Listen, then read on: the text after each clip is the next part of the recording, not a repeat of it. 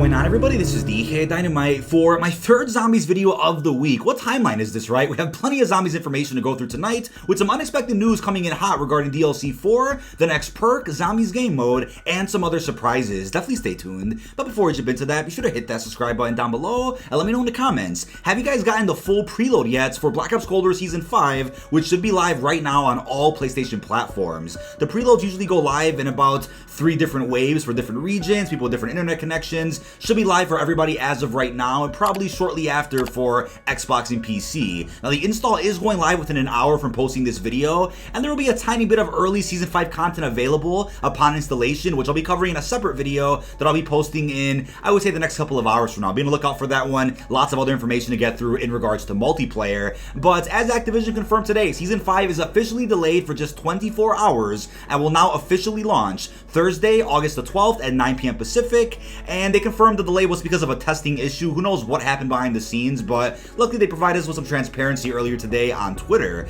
Now, the internet has broke as of today with some spicy Call of Duty Vanguard details being posted by some of the usual suspects in our Call of Duty community. I'll have to be careful with covering anything that is too specific about that, but I'll be giving my 2 cents on the current rumors in a future video probably this weekend. Be on the lookout for that one. Now, earlier today, Treyarch also dropped the patch notes for Black Ops Cold War Season 5. The separate Warzone patch notes will be probably posted in the next 24 hours or so. Stay tuned for that. But in regards to any multiplayer details or any updates to that, I'll be covering it in my early video that should be dropping, like I said, in the next couple of hours from now. But PlayStation then went ahead and corrected themselves by posting the official Battle Pass trailer for Season 5 with a new date there at the end, kind of updating us with how long the offer is going to last for that exclusive Kitsune skin as a part of the $20 Battle Pass bundle. For some reason, the trailer went live a little bit early yesterday with some incorrect dates, and they have fixed that as of today, which is great. So, not sure what's going on with the marketing this past week, but it was a bit slow on Monday, and even last week was a bit strange too, with marketing almost every other day. But then this week they're like, alright, let's just throw everything on a Wednesday for some reason, and today was just through the roof with information. So I'll try to break everything down in the most organized way that I can here for you guys.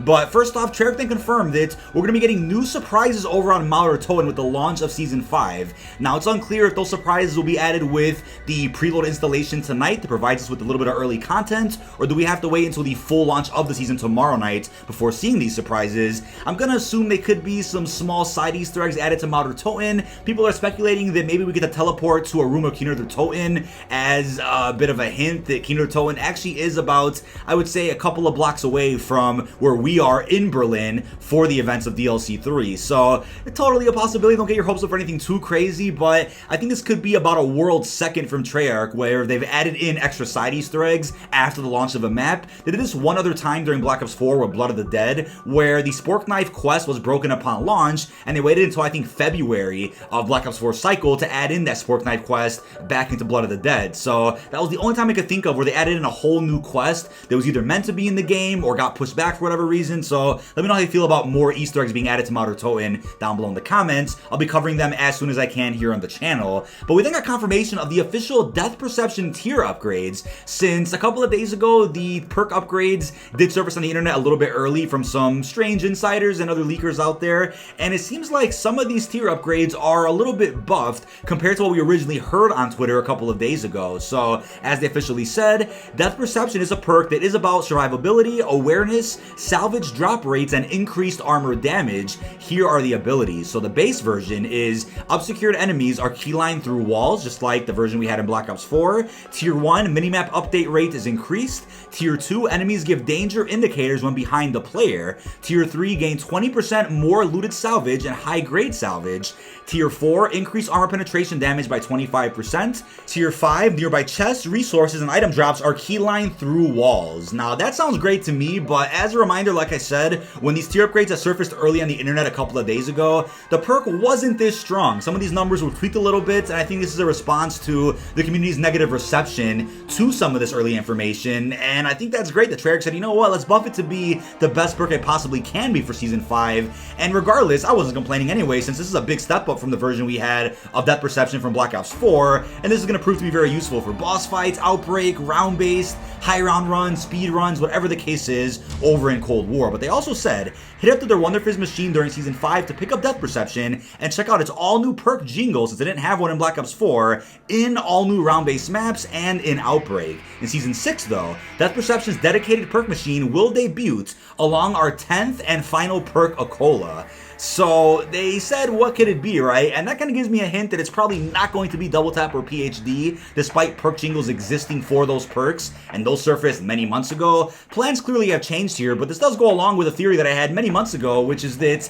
if we're not going to have 2 more round-based maps, then they're going to end up dropping 1 new perk just through Wonder Fizz, and then in DLC 4, the final round-based map, they'll give us 2 new perk machines on the map itself, right? One's Death Perception, and the other one's going to be a mysterious perk. Now, I'm going to guess right now that that perk is probably going to be Winter's Wail, or a good perk from Black Ops 4. There are so many perks in that game that deserve, I think, a second chance, to the point where it can be even better than it was back then by incorporating the 5 skill tiers. But if you guys still want PhD and Double Tap, all I'm going to say is Double Tap doesn't really need to be added to Cold War, considering the numbers we already do against the zombies. I mean, I'll put the numbers on screen for you guys again in case you guys forgot. They could, of course, buff things a little bit more, sure, but then with PhD, it originally was a tier upgrade for Juggernog anyway, which they can easily reincorporate if they add in a tier 6 for all of our abilities here in Black Ops Cold War. Now, Treyarch also confirmed the 5 tier upgrades for the new field upgrade known as the Tesla Storm. These abilities include base ability for 10 seconds, lightning connects to other players, stunning and damaging normal enemies. Tier 1, double the damage dealt to enemies stunned by Tesla Storm. Tier 2, increase the duration to 15 seconds. Tier 3, special enemies can be stunned and damaged. Tier 4, players generating a field gain 25% increased movement speed. And lastly, Tier 5, elite enemies can be stunned and damaged by the Tesla Storm. So this might be my new go-to to kind of give the Ring of Fire a little bit of a break in Cold War. Looking forward to using this on a boss fight like Legion, or even on some of the higher rounds or tougher objectives here in Black Ops Cold War. Let me know how you're feeling about Tesla Storm down below in the comments. This is originally known as Lightning Links and is the final field upgrade coming to this game. But they also confirmed new Outbreak playlists. So first off, we're going to have the normal Endless playlist, which is just the regular version of Outbreak we have right now, but then we're also going to have a second playlist called 3 Regions, and what this is going to be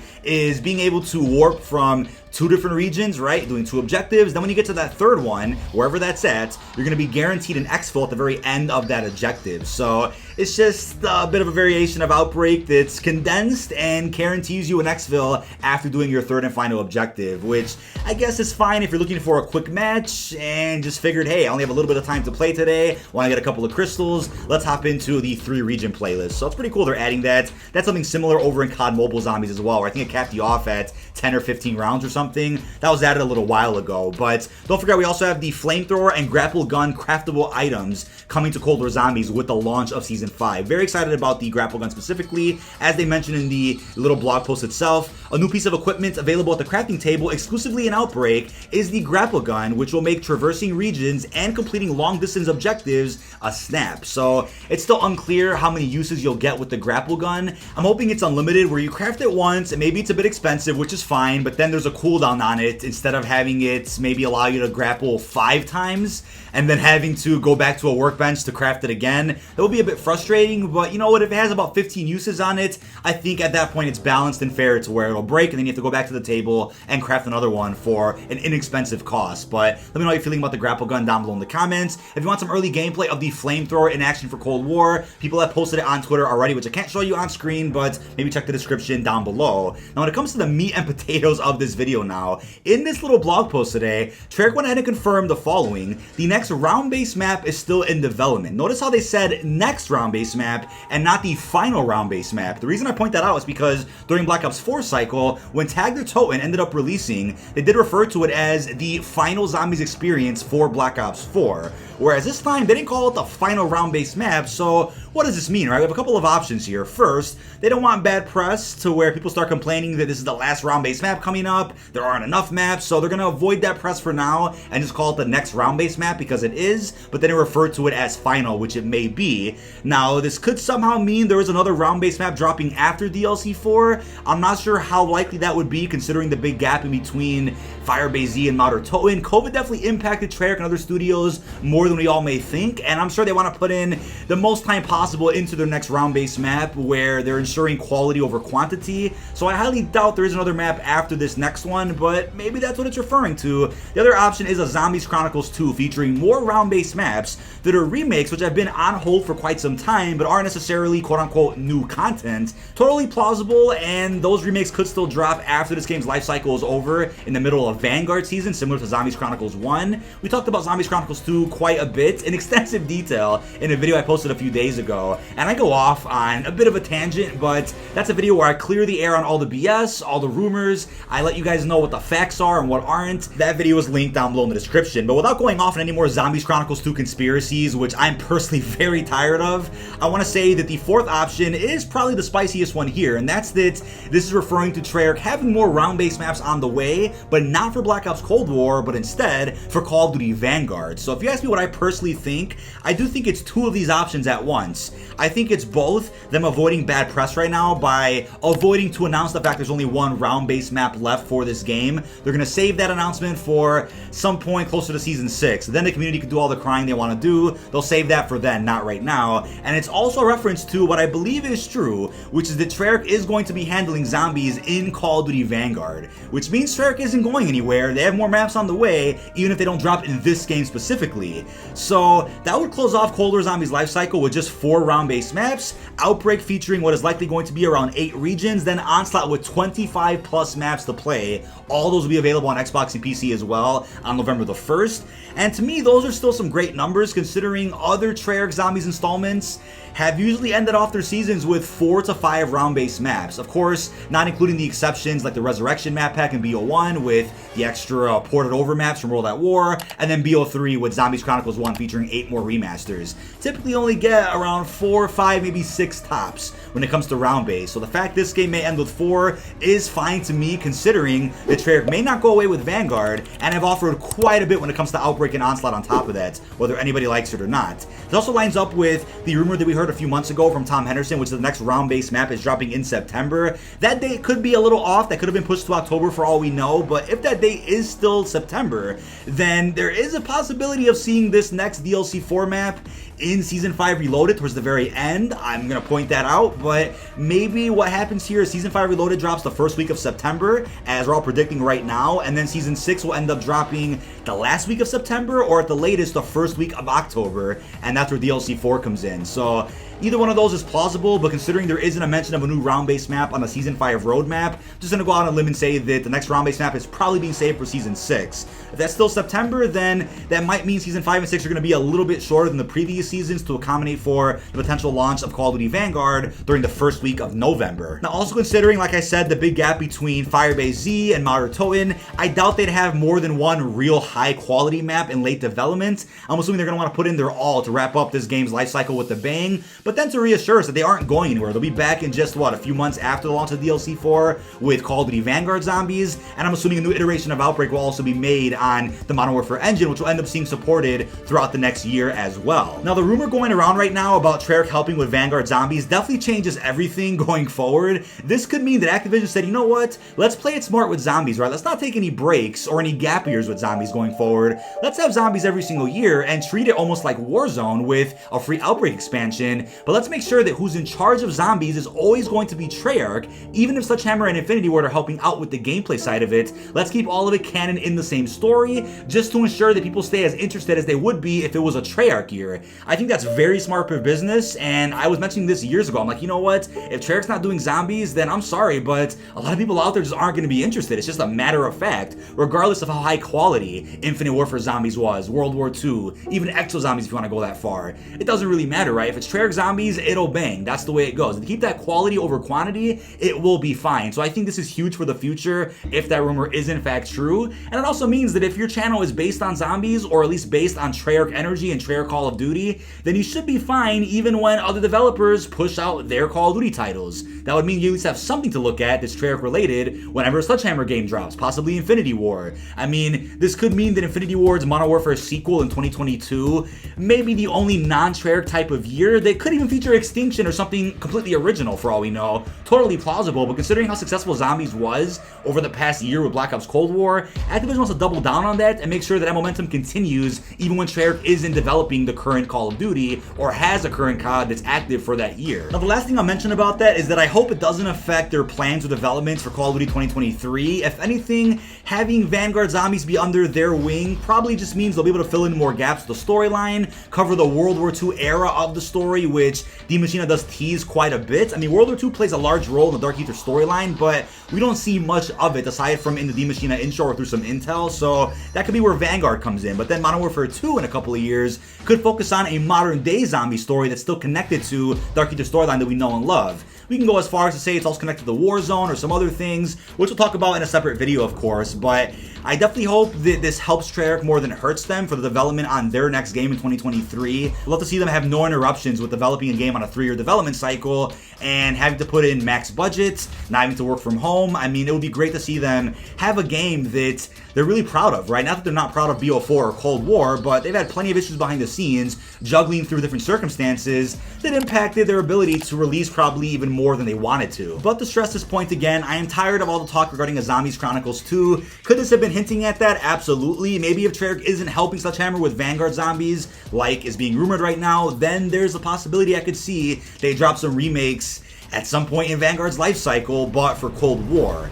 I mean, I don't see any remakes like the Victus maps releasing in Sledgehammer's game unless that's connected to a free-to-play Call of Duty Zombies app, which has also been rumored as of recently. Lots of possibilities with where that map pack could end up dropping, but one thing I will say is that if the maps have been done and ported over from BO4 to this game, like we've all heard, then they could have honestly dropped some of those maps in between the dry periods from Diminishing to Firebase, Firebase to Modern Toten. I mean, they could have done it at that point just to, you know, keep the community interested. But the fact that they didn't either means that the maps aren't meant for this game, they're being saved for something else, or that they didn't want to release any remakes during year 1 of Black Ops Cold War to avoid any bad press. They instead wanted to save any remakes for potential year 2 of content. But regardless, it looks like a year 2 from Treyarch is going to happen in one way or another, whether it's in Cold War or Call of Duty Vanguard. Very excited about that one. But next up, we got confirmation of the brand new Dead Ops Arcade 3 bonus map. As it said in the patch notes today, players can jump into the new Akari Exits bonus map in Season 5, an entirely new area for players to discover in the wild, loaded with challenging platformer gameplay, hidden rewards, and deadly enemies. Huge shoutouts to the DOA 3 dev team, including Jennifer C. and Leandra D., who created the play space and lighting for this wild new map. As always, a massive thank you to all the fans taking on the mama back each season. So, as you guys know, Activision will not be updating any aspect of any Call of Duty if the player base wasn't good for whatever that said mode is. Dead Ops Arcade 3 has been very successful considering the great updates it's received over the past couple of seasons, so happy to see that we're getting even more updates here in Season 5, and possibly one more over in Season 6. Definitely beat this mode if you guys haven't already, it's fantastic. But last and definitely not least, on PlayStation, Onslaught players can face the undead and uncover new narrative intel in the new Echelon map. More Onslaught content is coming later in the season as well, including the new Diminishing Light limited time mode, along with a new weapon blueprint challenge to take on. As a reminder, Onslaught and its 20 plus maps will be available on all platforms later this year. Diminishing Light does sound pretty creepy, so I'm wondering if this mode will make all of the multiplayer maps set at night for Onslaught, or I don't know what that can mean. Let me know in the comments what your best theories are for the definition of this mode. And PlayStation didn't end up dropping an exclusive trailer for Season 4 Onslaught, which was kind of strange considering for Season 2 and 3, they dropped an exclusive trailer showing us the new LTM, the free blueprint. They didn't do it for this season though, so Season 5 will probably end up providing us with a set trailer just for this new update. Looking forward to that nonetheless, but that is about it. This has been dkdynamite. Leave our thoughts down below in the comment section. What are your thoughts on the unexpected hot news tonight about DLC 4? How do you guys feel about the next perk dropping? What do you think it's going to be? How do you feel about the new Onslaught updates, as well as the other surprises regarding a potential return of Treyarch in Call of Duty Vanguard? Really hope you've enjoyed, and peace out, everyone.